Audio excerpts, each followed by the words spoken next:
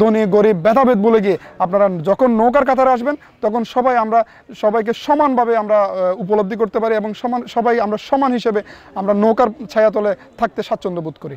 শুধুমাত্র মিটিং মিছিল ফটো সেশনের মধ্যে আমরা সীমাবদ্ধ না থেকে আমরা যদি দলমত নির্বিশেষে সকলেই বাংলাদেশ আওয়ামী লীগের যারা অঙ্গ সংগঠন আছে সকলেই যদি নিজ নিজ স্থান থেকে এগিয়ে এসে প্রত্যেকটি ঘরে ঘরে গিয়ে যদি আমরা মাননীয় প্রধানমন্ত্রীর উন্নয়নের বার্তাটুকু পৌঁছে দিতে পারি, আমরা এই মিডিয়ার মাধ্যমে আমরা কক্সবাজারের যারা আওয়ামী লীগের রাজনীতি করছেন আমরা আপনাদেরকে বলতে চাই, আপনারা সকলেই মাননীয় প্রধানমন্ত্রীর জননেত্রী দেশরত্ন শেখ হাসিনার দেওয়া নৌকা যাকে মনোনয়ন দিয়েছেন সেই নৌকার পদতলে আপনারা নিঃস্বার্থভাবে নিরলসভাবে পরিশ্রম করে যান।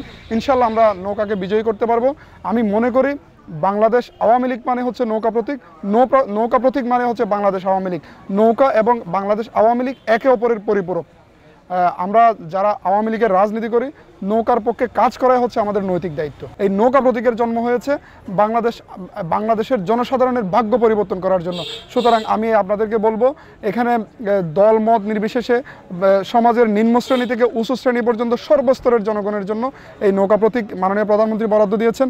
আপনারা দল মত নির্বিশেষে ধনী গরিব ভেদাভেদ ভুলে গিয়ে আপনারা যখন নৌকার কাতারে আসবেন তখন সবাইকে সমানভাবে আমরা উপলব্ধি করতে পারি এবং সবাই আমরা সমান হিসেবে আমরা নৌকার ছায়াতলে থাকতে স্বাচ্ছন্দ্য বোধ করি।